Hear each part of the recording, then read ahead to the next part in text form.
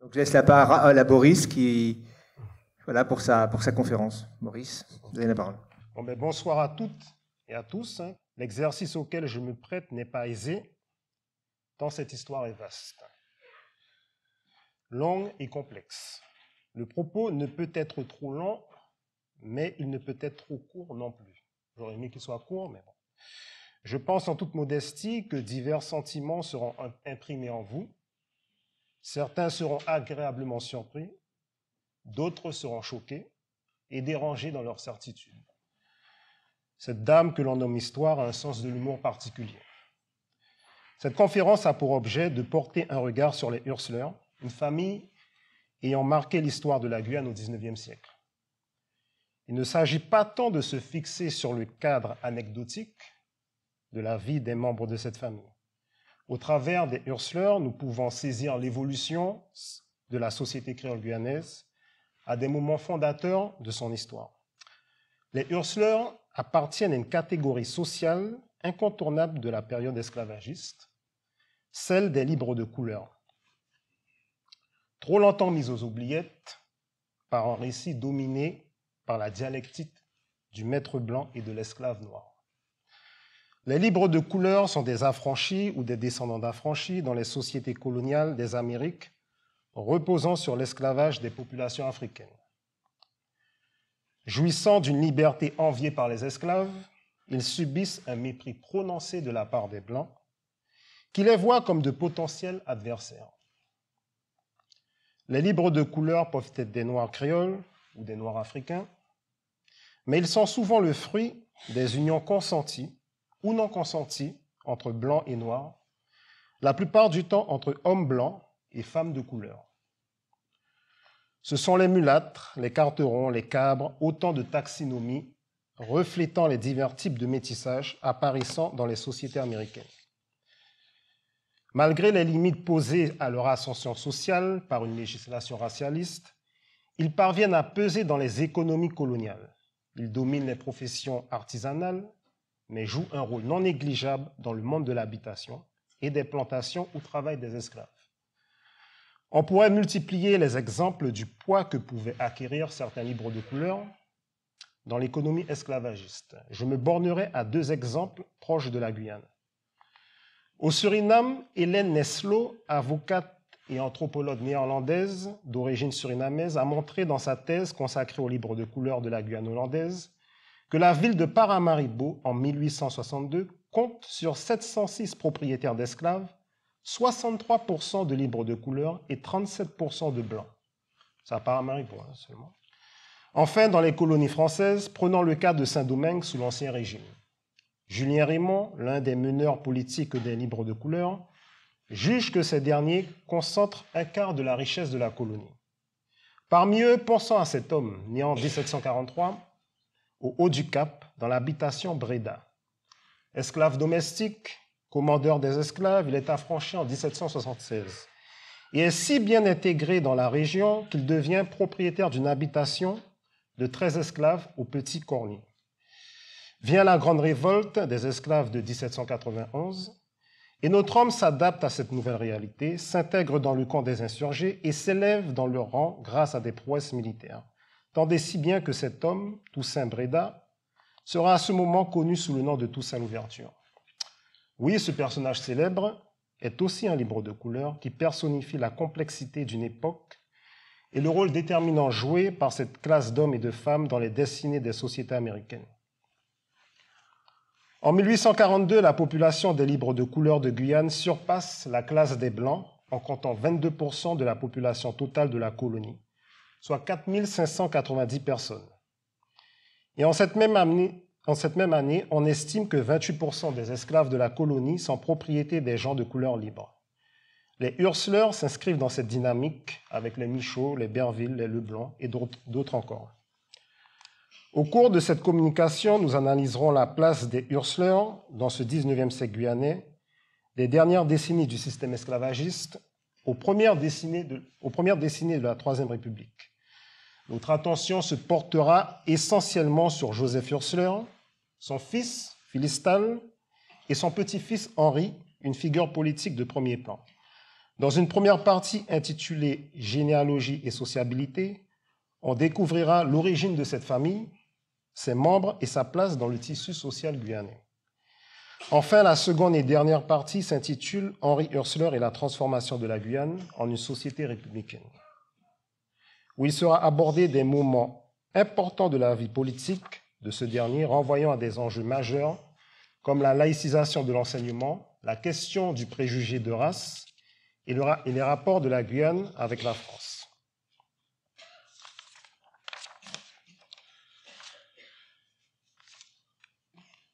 Alors, je précise que, mis à part Henri Hursleur, nous ne disposons pas de portraits ou de photographies des membres de cette famille. La Guyane ne jouit malheureusement pas d'un patrimoine photographique aussi riche que des territoires comme la Louisiane, comme vous avez pu le voir parmi les premières diapos. J'ai donc fait appel à cette merveilleuse invention, et aussi terrible qu'est l'intelligence artificielle, pour donner corps aux membres de cette famille. Alors, notre histoire débute durant la période révolutionnaire. Philippe Hursleur, soldat dans le 53e régiment d'Alsace, né à Dürr-Linsdorf, dans le Haut-Rhin, est affecté en Guyane de 1792 à 1803. Il se met en couple avec Brigitte, négresse libre, née à Cayenne, ayant été vraisemblablement affranchie par le sieur Noyer, chez qui elle vit. Et ce couple eut 3 enfants.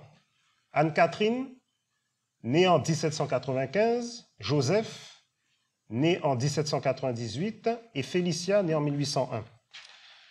Les enfants de Brigitte vivent dans une société régie par un corpus législatif faisant la part belle à la hiérarchisation raciale, permettant aux Européens blancs de se maintenir au sommet de la hiérarchie raciale.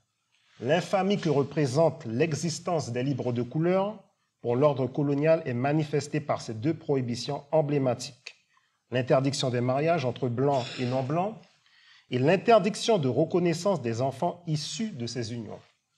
En conséquence, les 3 enfants de ce couple vivent dans l'illégitimité. Toutefois, la bonne fortune frappe à leur porte avec l'avènement de la monarchie de Juillet en 1830, qui abroge sur le plan juridique le préjugé au travers de l'ordonnance du 24 février 1831. Et désormais, les hommes blancs peuvent reconnaître leurs enfants de couleur. Et c'est en quelque sorte un habemus papam pour les enfants de Brigitte qui deviennent officiellement des Hursleur en 1833. Il s'agit d'un acte notarial, ce que vous voyez à l'écran, daté du 15 juillet 1831, produit par Philippe Hursleur, depuis son lieu de résidence à Anjoutéi, commune du territoire de Belfort, aujourd'hui en Franche-Comté. Ça va parler à M. Reich. Et le désir de Philippe Hursleur de reconnaître ses enfants transparaît d'une part dans la temporalité de la démarche administrative, qui est effectuée quelques mois après la promulgation de la loi du 24 février 1931, et d'autre part au travers des mots employés dans l'acte. Vous pouvez voir, ici, il est dit que la demoiselle Brigitte serait malheureusement décédée et parvenue à sa 66e année, donc c'est M. Hursleur, voulant et devant remplir ses devoirs de chrétien et de bon père envers ses enfants et rendre hommage à la mémoire de Brigitte qui lui sera toujours présente. M. Hursleur, etc., reconnaît ses 3 enfants.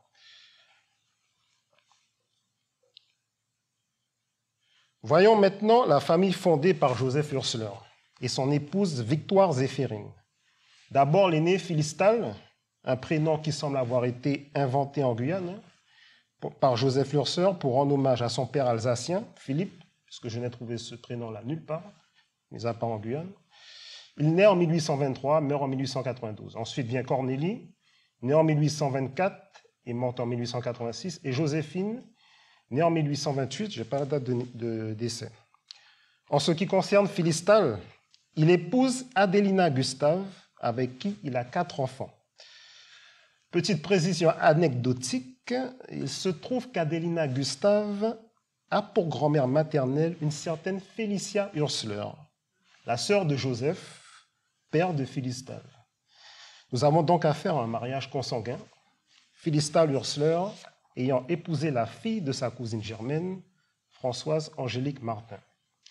Donc, Isure pour enfants, hein. Frédéric Ursler, malheureusement, on n'aura pas le temps de parler de lui. Il a été procureur de la République au Sénégal et en Nouvelle-Calédonie. Vient ensuite Henri, que l'on ne présente plus, en tout cas, on va le présenter plus profondément. Et enfin, Elisa.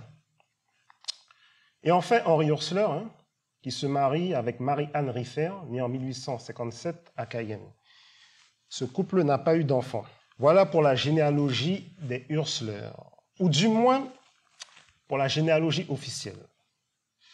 Car il se trouve que les hommes Ursler n'étaient guère différents des mâles guyanais d'aujourd'hui et engrossèrent d'autres femmes que leur épouse.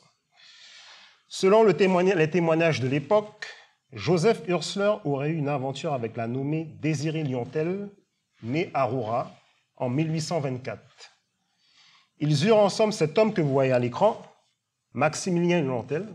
C'est un personnage important de la Guyane du XIXe siècle, élève à la prestigieuse école militaire de Saint-Cyr, haut magistrat, et il sera par 2 fois procureur de la République chez lui en Guyane.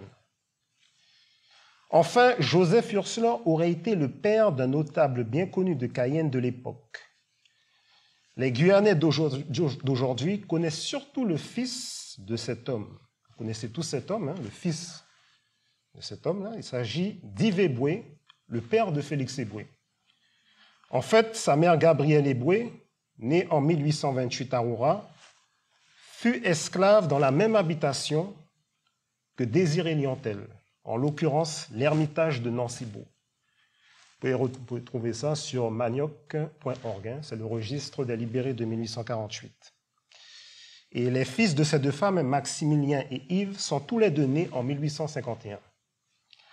Parmi les éléments alimentant l'hypothèse des liens entre les Eboué et les Ursler, la biographie de Félix Eboué, écrite par Brian Weinstein en 1872. Et il dit hein, que Maximilien Liontel était le demi-frère d'Yves Eboué. Et il faut savoir que Maximilien Liontel était le modèle de Félix Eboué, et c'est en ayant ce modèle que Félix Eboué a eu la carrière qu'il a propulsée là où vous le savez. Nous disposons aussi de cet ouvrage de 1978, hein, toujours écrit par des historiens anglo-saxons, African Proconsul, European Governors in Africa, qui parle des gouverneurs français, européens en Afrique. Et là, ils ont des éléments encore plus concrets. Ils disent que selon une tradition familiale, Philostrate Ursler, un avocat connu de Cayenne, serait le père d'Yves Eboué. Mais bon, en fait, ce serait plutôt Joseph Ursler, le père. Donc là, et puis, vous avez aussi ce témoignage d'un contemporain, un ami de Félix Eboué, hein, Ulrich Sophie, qui, dans sa biographie consacrée au gouverneur, écrit la chose suivante. Aucun effort de mémoire pour nous représenter la figure sympathique de M. Yves Eboué, aux épaules carrées, au teint brun clair. Le père d'Eboué rappelait par sa mise soignée l'un de nos chefs de bureau, des sous-secrétaires généraux des colonies. Qu'est-ce que ça veut dire brun clair? Je ne sais pas. Apparemment, l'intelligence artificielle me donne ça. Ce personnage-là que vous voyez à gauche. Et bon, on peut voir que Félix Eboué, en fait, a tout prêché sa mère. C'est le portrait de sa mère. Donc là, c'est une vraie photographie de la mère de Félix Eboué. Enfin, hein, Eugénie Tel-Eboué, hein, toujours pour finir sur les liens entre les Eboué et les Ursler, en sa qualité de député de la Guadeloupe, en 1947, dans une proposition de loi transmise au Conseil de la République tendant à faire du 27 avril un jour férié, pour commémorer l'œuvre de Victor Schœlcher, elle dit la chose suivante. Nous, enfants de ces nouveaux départements, sommes particulièrement reconnaissants envers Victor Schœlcher, grâce à qui la France a pu compter parmi ses élites des Ursler, des Liontel. Donc c'est assez curieux que parmi tous les personnes importantes, elle nomme deux familles qui sont liées en fait à son époux. Et pour finir sur cette généalogie officieuse, selon Madeleine Tichette, hein, dans son récit biographique La vie d'une mulâtresse de Cayenne, 1901-1997, Henri Ursler eut des enfants hors mariage avec une demoiselle Fauvette, l'un de ses enfants portant le nom d'Henri Fauvette, un commis des douanes. Maintenant, nous allons passer aux Ursler dans la vie sociale. Ce document que vous voyez est un recensement de la ville de Cayenne de 1810. Donc vous le retrouvez chez nous, aux archives, dans les 6M. Et il mentionne une Brigitte, négresse noyée. Malgré une certaine incohérence dans les dates de naissance des enfants, il semble s'agir de la fratrie Urseur. Il est mentionné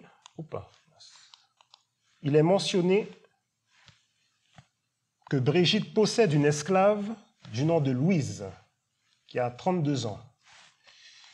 Et en fait, comme l'explique Jean Tarat dans son article sur les affranchis, les gens de couleur libre de la Guyane au XVIIIe siècle, on faisait des dons d'esclaves aux esclaves qu'on affranchissait. Surtout les femmes, ça arrivait. Visiblement, ça continue après 1786. Et ces enfants aussi deviendront propriétaires d'habitations. Joseph est propriétaire de la bijoutière à Tonégron et surtout de la Joséphine à Aprouague, une sucrerie comptabilisant 60 esclaves.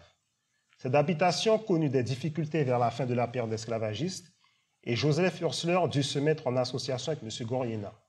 Anne-Catherine, quant à elle, est propriétaire de la Gaîté, habitation à Rouen, sur la crique Gabriel.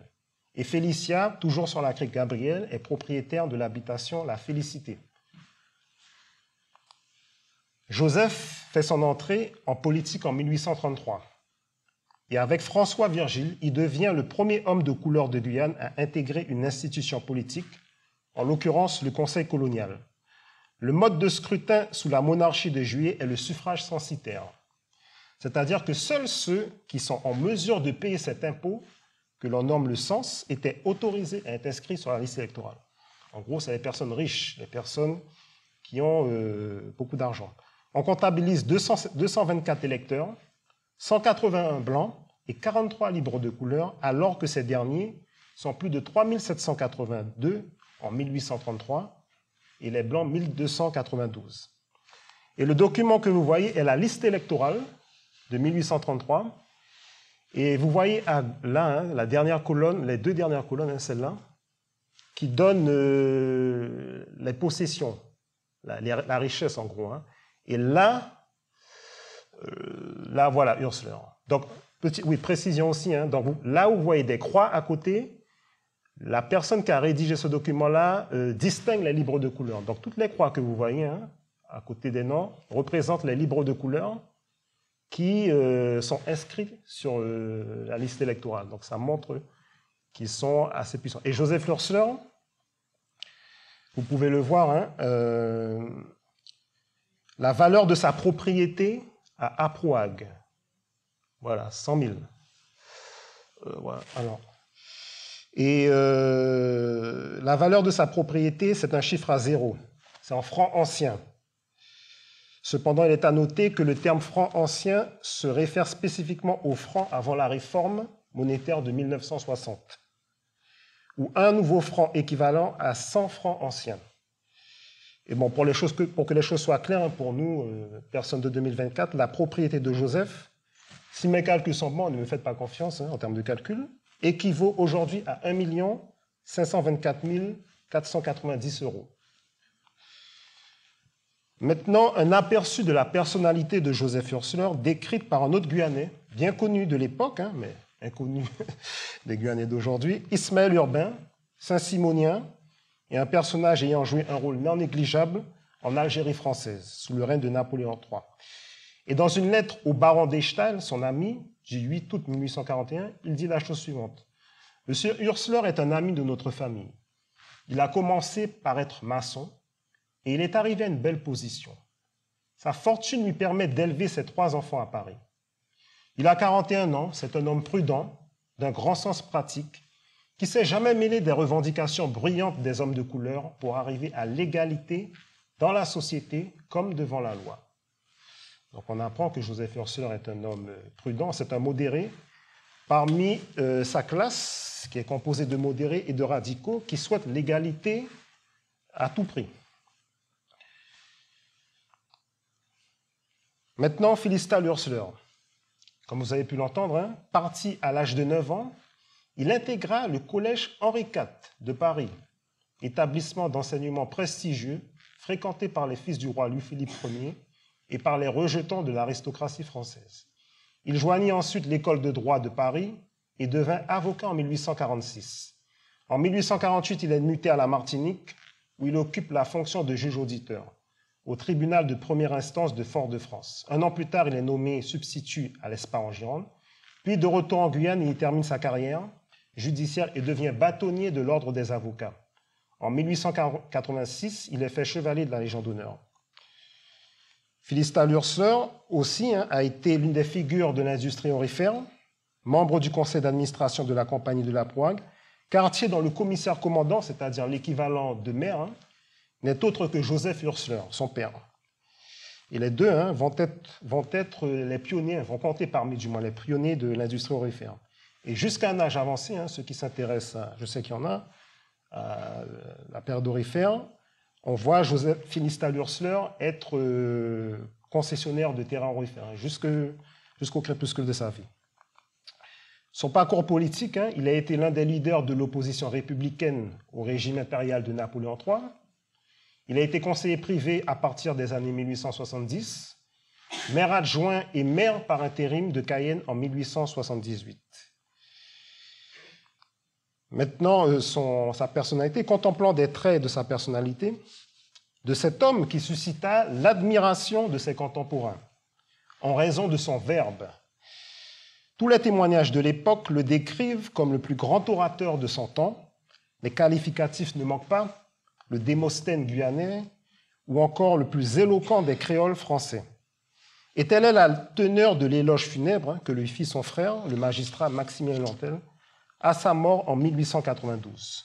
Ce dernier, comme je vous l'ai dit plus tôt, occupait la fonction de procureur général de la République. Donc c'est lui que vous voyez, Maximilien Lantel, beaucoup plus vieux que dans la première photo, dans son costume de magistrat. Donc il dit, lors de cet éloge funèbre, « Mais puis-je, au moment où cette tombe va se refermer, pour toujours, laisser partir, sans quelques paroles d'adieu, à celui qui, pendant plus de 40 ans, fut le maître incontesté de la parole dans ce pays. Il me suffira de dire que s'il rencontra, soit à la barre, soit sur le banc du ministère public, des adversaires quelquefois redoutables par leur mérite, il ne connut jamais de rivaux. Sa supériorité n'était point contestée. Sa figure vraiment agréable ajoutait encore par l'attrait qui y trouvait ses auditeurs à la puissance de son action oratoire. » Nous entrons dans la seconde partie de cette communication portant sur Henri Hursler. Tout comme son père, je passe rapidement sur sa carrière professionnelle, il fut membre du barreau de Cayenne, mais c'est dans la politique qu'il bâtit sa renommée comme maire de Cayenne de 1891 à 1898, président du Conseil général de 1895 à 1898 et député de la Guyane de 1898 à 1906.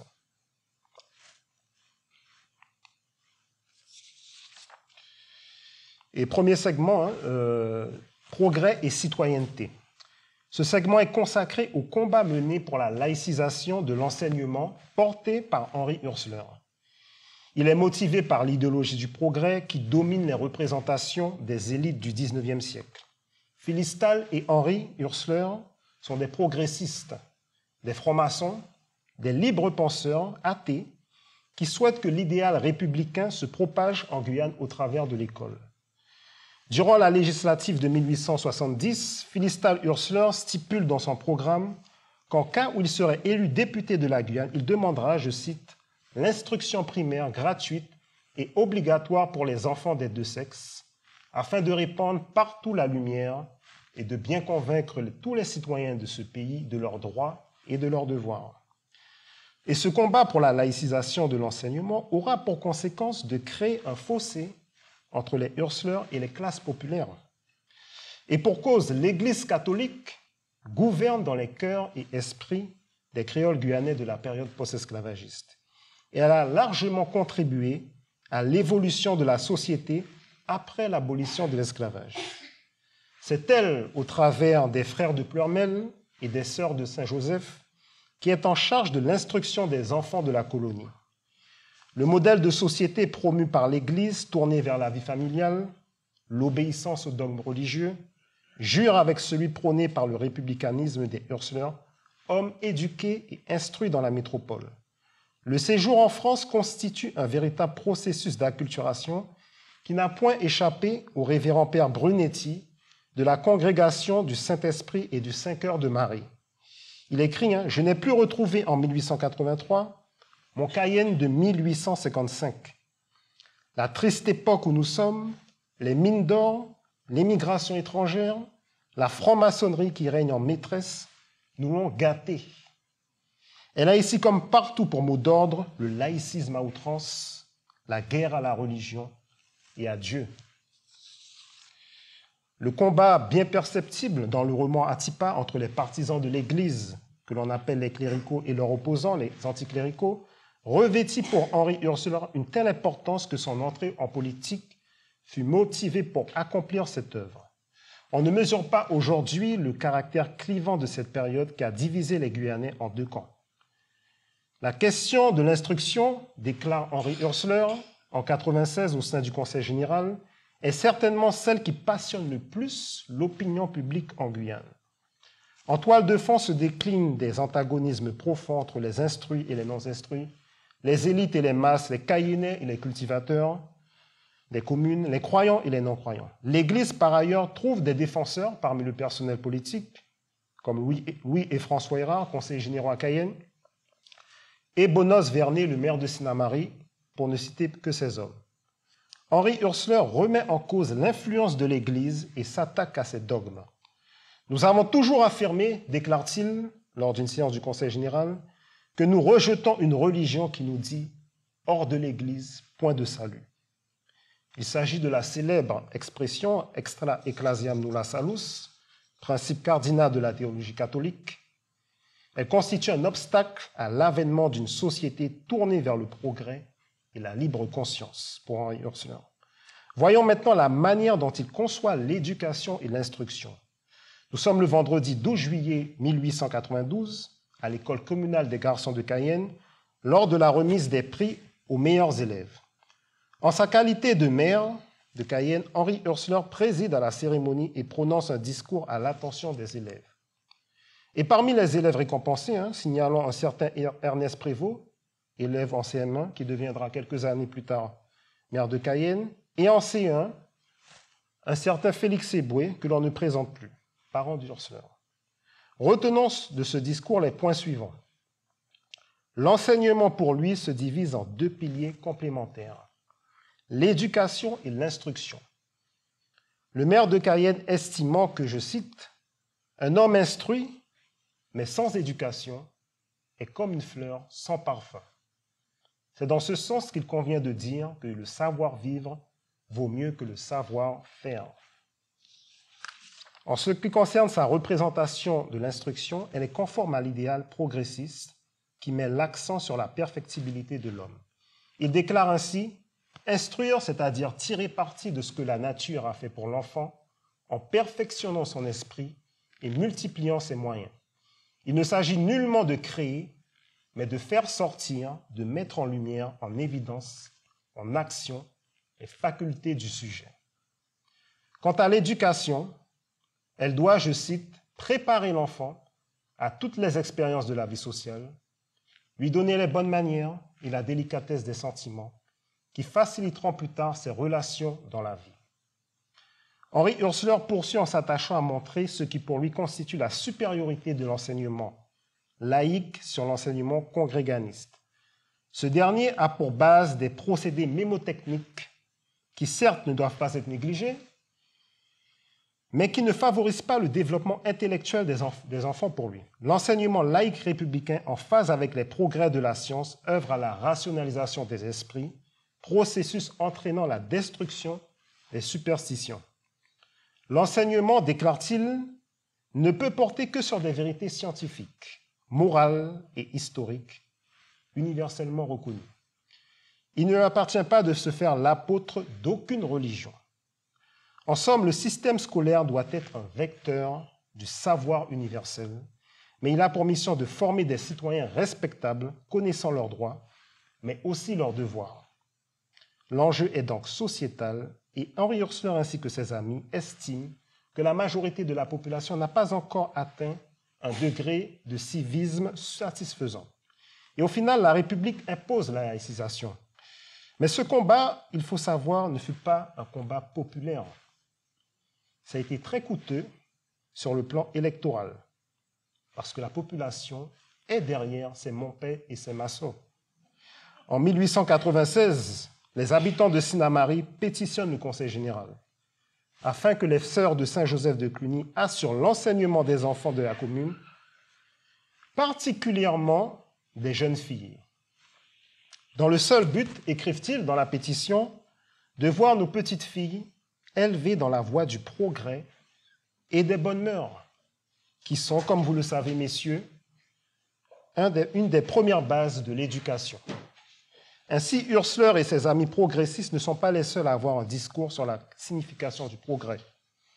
Pour le peuple catholique de Guyane, le catholicisme n'est pas incompatible avec les idéaux républicains. En 1897, le révérend père Guyaudeau, l'ancien préfet apostolique de Guyane, décède. C'était un homme que détestait Henri Hursleur et le qualifiait de vipère. Il décède au Gabon, j'ai oublié de le préciser, et étant mort au Gabon, les croyants de Guyane, qui adulaient cet homme, ont mis toute leur énergie pour que ses restes reviennent en Guyane, pour que l'homme d'église soit transféré de Libreville à Cayenne. Et ils peuvent compter sur l'un des leurs, Herménégilde Marant, le père de l'écrivain, René Marant, administrateur colonial dans cette colonie, qui s'est activé pour faire revenir les restes du Saint-Père. Et c'est ainsi que le 19 juin 1900, la ville de Cayenne ouvrit ses bras à la dépouille du révérend père dans un rassemblement comptant plus de 3000 personnes. Jamais manifestation plus grandiose de respectueuse sympathie ne s'était vue, écrit Louis Errara, conseiller général clérical, dans un opuscule rendant hommage à l'homme d'église. Dès lors, le parti d'Henri Hursleur ne peut que se conformer à la réalité du terrain. Et c'est ainsi qu'en 1907, Thierry Kerbeck, maire de Cayenne, président du Conseil général, l'un des lieutenants d'Hursleur, écrit au ministre des colonies pour lui demander de retarder pour une période à définir l'application de la loi de 1905 sur la séparation de l'Église et de l'État. Il écrit « Les lois modificatives et libératrices appliquées dans la métropole n'ont pas été promulguées dans notre colonie. Et il y aura à craindre une révolution seulement morale au sein de la population croyante du pays, si inopinément et sans mesure préparatrice, la séparation de l'Église et de l'État devenait un fait accompli. L'Assemblée, c'est-à-dire le Conseil général, a jugé que le moment d'accomplir ici cette évolution n'était pas arrivé. Et on comprend dès lors que la non-extension de la loi de 1905 en Guyane ne découle pas d'une volonté arbitraire de l'État colonial, comme on l'entend assez souvent, mais émane de la représentation locale, le Conseil général, qui n'a fait que se conformer à la volonté populaire. Et pour finir, notons que la question de l'éducation ne concernait pas uniquement les enfants pour Henri Hursleur. Il a été directeur d'une école de droit, ouverte à Cayenne en 1891, et en tant que maire de Cayenne, il a promu les cours d'adultes. Donc maintenant, nous passons sur le deuxième segment, la question du préjugé de race. Donc l'idéologie raciale qui monte en puissance en Europe à partir du XVIIe siècle établit une hiérarchie entre les races, profitable aux Blancs. Des notables guyanais comme les Hursleur ont bien conscience de cette donnée et y sont confrontés. On verra ici la manière dont ils abordent la question des rapports entre les races au travers d'un discours prononcé lors du 14 juillet 1897 à la place Victor Hugo, lors d'une journée historique qui vit l'érection de la statue de Victor Schœlcher au centre-ville de Cayenne. Il faut savoir qu'Henri Hursleur connaissait personnellement Victor Schœlcher. Comme vous pouvez le voir dans cet extrait du journal Le Rappel, Henri Hursleur, il fut membre d'un comité, Henri Hursleur, chargé d'organiser un banquet de célébration de l'abolition aux côtés de Victor Schœlcher. Comité présidé par ailleurs par Victor Hugo en personne. En 1991, le conseil municipal de Cayenne, dont il est maire, change le nom de la rue de la Côte en rue Victor Schœlcher. En 1893, Victor Schœlcher meurt. Et une année après son décès, Henri Hursleur crée un comité en vue de l'érection de la statue à son honneur, en vue de l'érection d'une statue à son honneur à Cayenne. Et c'est ainsi que 3 années plus tard, cette commande fut réalisée et livrée à Cayenne.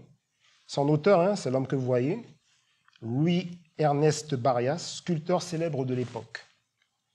Et évidemment, à l'instar d'un Alfred Paripou dans le roman créole Atipa, qui ne tarit pas d'éloges pour l'abolitionnisme, Henri Hursler rappelle dans son discours les œuvres de l'homme de 1848, tant pour les esclaves que pour les autres catégories victimes d'oppression. Il déclare « Les hommes comme Schellcher sont non seulement utiles, mais nécessaires, car ils impriment une impulsion à l'humanité. Et chacune des réformes qu'ils réalisent est une étape dans la voie du progrès et de la civilisation. » Donc vous voyez encore, cher public, la force de l'idée de progrès omniprésente dans les esprits de l'époque. Et c'est sous cette perspective qu'il aborde la question de la race. Son discours fait en somme le bilan de 40 années de post-esclavage. Il faut d'abord comprendre que l'esprit de cette époque, différent d'une autre, met la virilité à l'honneur et l'apitoiement sur soi est mal vu. On ne s'attarde peu sur les détails de la souffrance et des humiliations subies par les esclaves. Soit, on a parfaitement conscience de la violence du système et Hursler montre que le sort fait aux Noirs fut la cause de l'engagement de Schellcher. Mais il faut aller de l'avant. Et l'émancipation signale l'entrée de la race noire dans le progrès, l'étymologie du terme, le latin progredi, signifiant aller en avant, s'avancer. Car pour Hursler, le péché originel de l'esclavage est d'avoir enfermé la race noire dans l'immobilisme. Longtemps, déclare-t-il, condamnée à l'immobilité, elle a depuis marché à pas prodigieux, comme la vapeur trop longtemps comprimée fait explosion. En moins de 40 ans, elle a parcouru toute la distance qui la séparait de ses anciens oppresseurs. Et elle occupe aujourd'hui la place qui lui revient dans la grande famille humaine. Et là, Eugène Bastiat, je pense que vous le connaissez tous maintenant, qui est un exemple justement de cette élévation. Dans les représentations de l'époque, progrès rime avec civilisation. Et tel est l'enjeu de ce siècle, le triomphe de la civilisation sur la barbarie. Pour Hursler, il ne s'agit pas d'une question de race, le maire rejetant le postulat de la hiérarchisation des races. Qui peut dire, déclare-t-il devant les habitants de Cayenne, les surprises que réserve l'Afrique, encore sauvage, à l'Europe civilisée. Cette théorie surannée, c'est-à-dire celle des races supérieures, ayant pris naissance à une époque où la race noire réduite en servitude ne pouvait donner libre essor à ses facultés, se trouve démentie par les faits. La race éthiopienne a prouvé qu'elle est susceptible de progrès au même titre que la race caucasique. De quelle preuve le maire de Cayenne parle-t-il? Il s'attache à montrer que l'époque moderne a engendré des génies excellents dans toutes les sphères du monde civilisé. L'accent est mis sur deux domaines, les lettres et les faits d'armes. L'écrivain qui sait manier la plume personnifie le potentiel intellectuel et le guerrier la virilité, qui est un symbole de civilisation.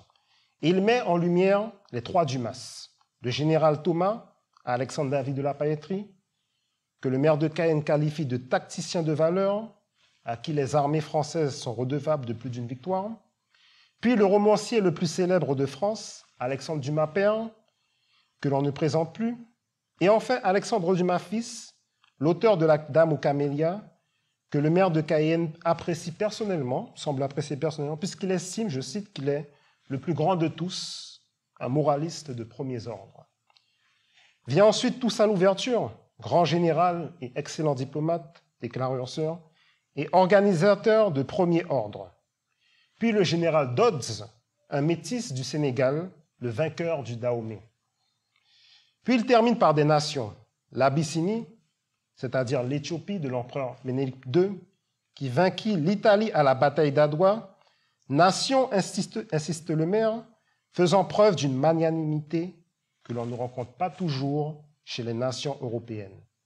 Et enfin, Cuba, la glorieuse, dit-il, luttant pour son indépendance avec un courage héroïque et enfantant des héros. À première vue, ces paroles renferment des contradictions. Henri Hursler loue d'un côté les Cubains luttant pour se séparer de l'Espagne et félicite de l'autre l'annexion du Dahomey par la France. En réalité, elles sont conformes à la logique et aux représentations de l'époque. D'abord, Henri Hursler est français. Il ne peut que saluer par patriotisme, parce que le patriotisme à cette époque est une religion, quasi-religion, le succès de la France en Afrique. Ensuite, prime chez lui l'idée que la civilisation et le progrès doivent triompher sur la barbarie. Aux yeux des hommes de cette époque, le Dahomey du roi Bianzin est un État despotique qui pratique l'esclavage et les sacrifices humains. Le général Dodds apporte donc la lumière de la civilisation aux Dahoméens. Et en ce qui concerne Cuba, on ne mesure pas aujourd'hui l'importance médiatique que prit la guerre d'indépendance de Cuba. Les élites de Guyane suivent de très près ce conflit et expriment leur soutien aux Cubains et voient des similitudes avec leur pays, la Guyane. Après tout, les Cubains sont comme eux, des créoles, des noirs, des mulâtres, des métis, des blancs, et les chefs des insurgés, à l'image de Flore Combré et Antonio Maceo, sont des républicains, des progressistes, des francs-maçons, qui luttent contre une monarchie espagnole réactionnaire. Donc, vous voyez là, c'est les leaders de la révolte cubaine. Et comme vous le voyez, ces deux hommes-là meurent, l'un meurt en 95 et l'autre en 96, donc ils sont morts sur le champ d'honneur. D'où le fait qu'ils les appellent des héros. Donc, en somme, la civilisation et la barbarie ne sont l'apanage d'aucune race pour Henri Hursler.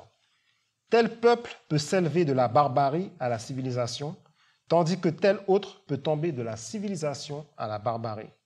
En tant que député, et à l'image de son frère, je dis que j'aurais pas eu le temps de parler de son frère, qui eut maille à partir avec les colons, dans le cadre de sa fonction de procureur de la République au Sénégal, Henri Hursler n'hésitera pas à dénoncer les actes barbares commis en Afrique par l'armée française. Et je renvoie à mon ouvrage, où j'évoque cette affaire.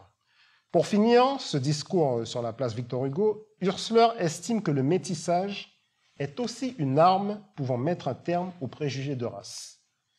Les relations de plus en plus fréquentes de l'Europe avec l'Afrique, déclare-t-il devant la foule cayennaise, en facilitant le croisement des deux races, feront s'évanouir les derniers préjugés, en même temps qu'elles donneront naissance à une race forte et vigoureuse qui réunira en elle les qualités des deux autres. C'est un discours commun pour l'époque. Le terme métissage n'est pas vraiment employé. On parle de fusion des races. Et évidemment, les Hursler en sont une illustration vivante. En clair, si l'élévation sociale et intellectuelle des non-blancs réduisent la force du préjugé de race, la fusion représente en quelque sorte la touche finale, pouvant mettre un terme définitif à ce que l'on nomme aujourd'hui le racisme. C'est en somme un processus de créolisation similaire à celui des Amériques que doit connaître l'Afrique. Et René Maran, autre Guyanais, je termine là-dessus, exprimera quelques décennies plus tard une vision quasi similaire sur les rapports entre les races. Le premier prix Goncourt Noir pour son roman Batouala a en effet été très mal compris. On a fait de lui le précurseur de la négritude, chose qu'il rejetait catégoriquement. Dans une interview radiophonique de 1958, il dit « La négritude est le fin d'un homme de couleur, d'un noir, qui se renferme dans sa peau, qui se renferme dans sa race. Or moi, je veux l'union des races. Je ne comprends pas le mot négritude. » Et enfin, dernier segment maintenant de cette communication, la place de la Guyane au sein de la République. Henri Hursler fut président du Conseil général, maire de Cayenne et député de la Guyane. Il a été ainsi parfaitement au fait de l'évolution des rapports entre la colonie et sa métropole. La dernière partie de cette communication s'évertuera à comprendre son positionnement. C'est en 1895, qu'il s'empare de la présidence du Conseil général. Et en vertu de ses convictions républicaines, il remet en cause la structure politico-administrative de la colonie. Pour lui, le régime républicain ne peut cohabiter avec l'autoritarisme colonial.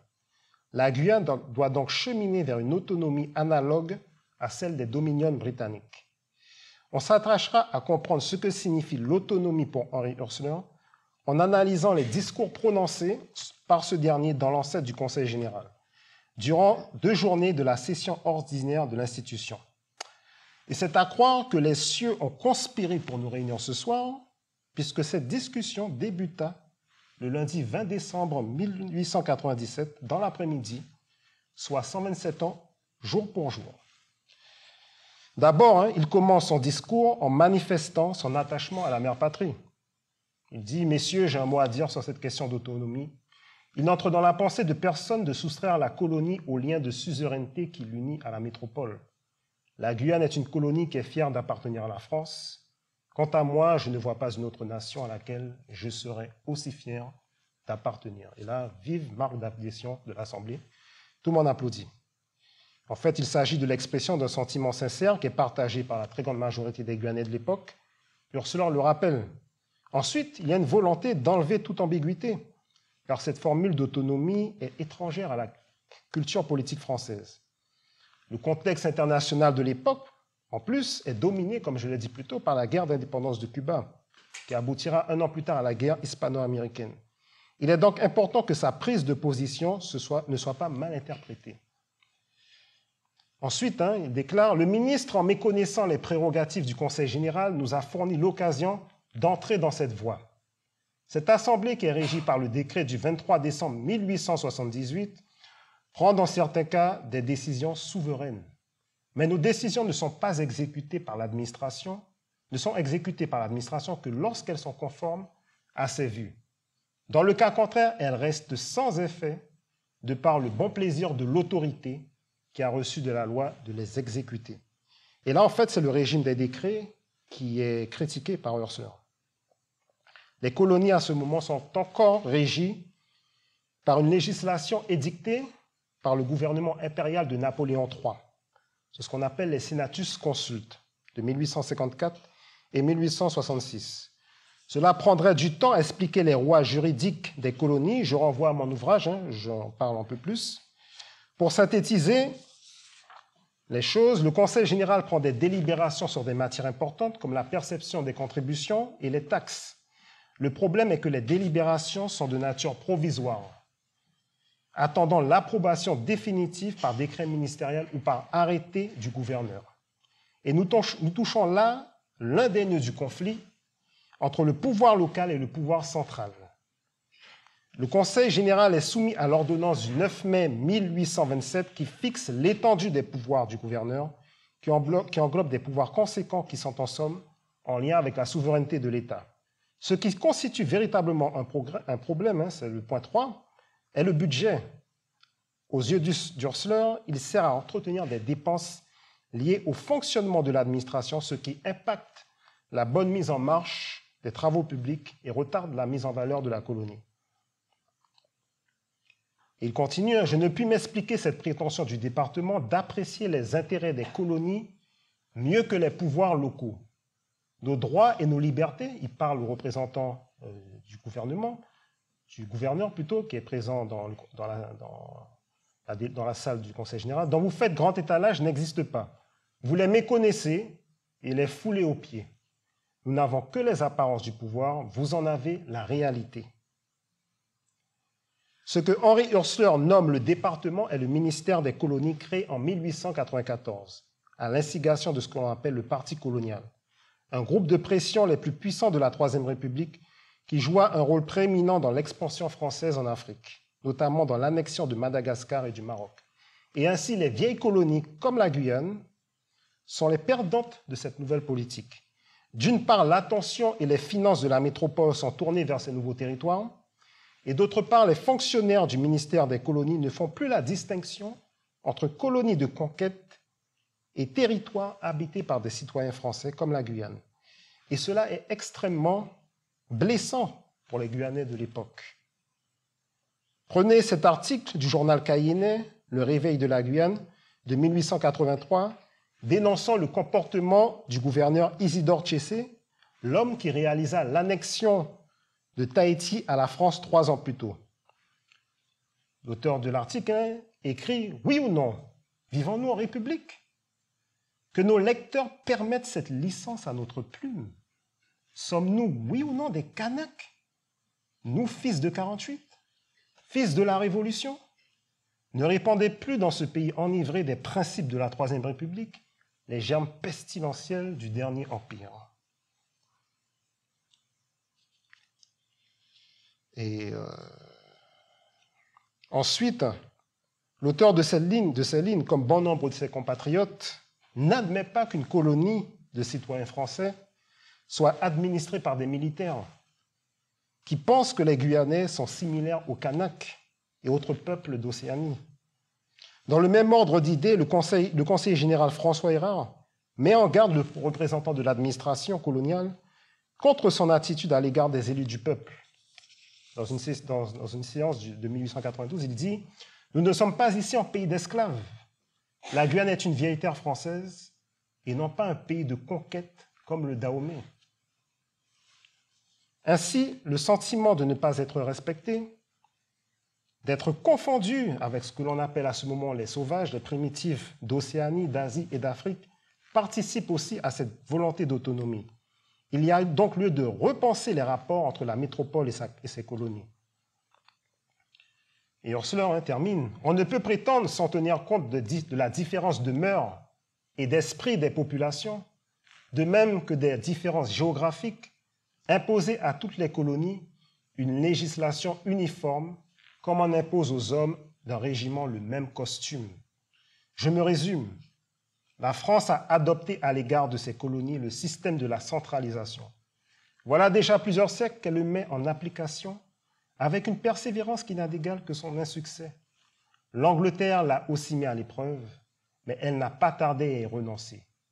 Il ne me semble pas qu'elle ait à le regretter. Au contraire, depuis qu'elle a accordé l'autonomie à celles de ses colonies qui sont susceptibles d'en jouir, elle a vu sa fortune coloniale s'accroître au-delà de ses espérances. Le projet politique d'Henri Hörstler s'inscrit en somme dans une vision décentralisatrice de l'Empire qui doit s'inspirer du modèle britannique. Il y a une volonté de distinguer chaque colonie selon ses particularismes. La Guyane n'est pas les Antilles, qui ne sont pas la Réunion, et ces 4 vieilles colonies ne sont pas l'Afrique. Les citoyens français de la Guyane sont partie prenante du monde civilisé au même titre que leurs compatriotes de France. Instruits, diplômés et au fait de grands enjeux de l'époque, les représentants élus de la population sont aptes à prendre en main les destinées de la colonie. C'est une revendication patriotique au sens double du terme pour la petite patrie, la Guyane, et la mère patrie, la France. Et Henri Hörstler partage cette vision avec ses collègues. Euléther Leblanc, rapporteur de la commission financière du Conseil général, déclare, je cite, « Notre malheureux pays sert de dépotoir à la métropole, tant pour les rossignols de son commerce et de son industrie que pour garder ces forçats qui nous pillent et nous assassinent. » Là aussi, la question du bagne. Vous avez le temps d'en parler. Je vous renvoie à un article que j'ai écrit. Tapez mon nom sur Google, Boris Lama plus bagne. Je parle de la représentation du bagne pour les hommes de cette époque-là, qui est une humiliation pour eux. C'est un scandale qu'on mêle les Guyanais à ces criminels, à cette fange, à ces bagnards. C'est les mots de l'époque. Et enfin, Léon Bassière, autre conseiller général, le frère de Eugène Bassière, pour sa part, juge qu'il y a consensus dans l'Assemblée sur la question. « Nous avons bien fait d'applaudir notre honorable et distingué collègue Hörstler, déclare-t-il. Ce qu'il vient de dire si bien, avec tant de chaleur et d'éloquence, est ce que nous pensons tous.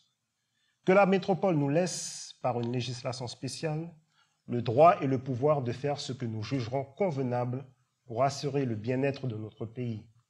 Cette libération morale et matérielle n'empêchera point notre cœur de rester à jamais français.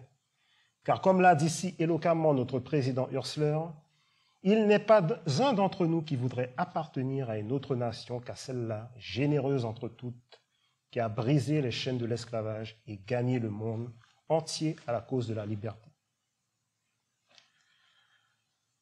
Et le lendemain, lors de la séance du 21 décembre 1897, le Conseil marque son approbation de la revendication de l'autonomie par un vote à l'unanimité d'un vœu en ce sens adressé au gouvernement de la République. Et au final, je renvoie à mon ouvrage, je n'aurai pas le temps de parler de ça, le projet d'autonomie du Conseil général est reçu froidement par l'administration, ainsi que par le gouvernement, les parlementaires et par ces métropolitains qui s'intéressent aux questions coloniales. Ces derniers s'attachent à évoquer l'inaptitude des représentants élus à administrer la Guyane, pointant du doigt une mauvaise gestion des fonds publics, ainsi que leur propension à la corruption. De son côté, le gouvernement maintient sa politique centralisatrice, retirant bon nombre d'attributions au Conseil général. Donc, épilogue, c'est mal passé. En ce qui concerne la fin de la carrière politique d'Henri Hörstler, encore une fois, je renvoie à mon ouvrage. particulièrement le dernier chapitre, où je montre qu'Henri Hursleur et ses amis ont été les perdants de changements profonds, constitutifs de l'instrumentalisation de la population antillaise qui émigre en Guyane à partir de la fin du XIXe siècle et de la normalisation de la fraude électorale dans le jeu politique. Au final, Henri Hursleur perd la législative de 1910 face à un ancien gouverneur, Albert Grodet, et prend sa retraite politique. Il s'installe en France et est nommé en 1912 entreposeur des tabacs. Cette fonction assez éloignée de sa vocation dispose d'une certaine importance tout de même dans le cadre du monopole d'État sur le tabac qui perdurera jusqu'en 1995. En 1914, Henri Hursleur, dans une lettre adressée à ses partisans, les enjoint à voter pour Maximilien Ylantel, son oncle, alors candidat à la législative, élection que ce dernier d'ailleurs va perdre face au député sortant Albert Grodet. Et Henri Hursleur meurt 3 ans plus tard, le 25 décembre 1917, dans la ville de Grenoble, à l'âge de 60 ans. Donc en conclusion, comme indiqué en introduction, les Hursleurs, au-delà de leur singularité, sont de remarquables marqueurs humains de l'évolution de la société créole guyanaise. Société dont l'ethnogénèse prend racine dans la colonisation et l'esclavage, des phénomènes historiques brutaux, mais fondateurs de dynamiques nouvelles, multiples et complexes, que l'on ne peut réduire par de simples dichotomies, comme celle du dominant et du dominé. Je ne peux qu'acquiescer à cette analyse d'un confrère mexicain, Daniel Inclán, chercheur à l'Observatoire latino-américain de géopolitique, qui, dans un article critique de la pensée décoloniale, un courant très à la mode à l'université, notamment caractérise la colonisation de la sorte, je le cite. Il s'agit d'un système qui ne repose pas uniquement sur la conquête, la coercition et l'extermination, mais aussi sur la séduction, l'adhésion et le consentement. Et les Hursleurs sont un formidable exemple de ces dialectiques historiques complexes. Ainsi, du couple formé par Philippe Hursleur, soldat alsacien, et Brigitte, négresse libre de Cayenne, jaillit des profils humains variés. On y retrouve l'humble maçon qui devient habitant propriétaire d'esclaves, l'avocat, le haut magistrat, l'empailleur, le parlementaire et le gouverneur général de l'Afrique équatoriale française, si l'on admet la filiation entre les Éboués et les Hursleurs. Et pour terminer, contemplons ici le sens de l'humour de Dame Histoire. 43 ans après le discours d'Henri Hursleur sur la place Victor Hugo à Cayenne, où il se demande quelle surprise pourrait réserver l'Afrique encore sauvage à l'Europe civilisée, voilà qu'une de ces surprises se manifeste sur ce continent par son compatriote et parent Félix Éboué, qui rallie les ressources et les forces de l'Empire pour contribuer à libérer l'Europe de sa propre sauvagerie. Je vous remercie.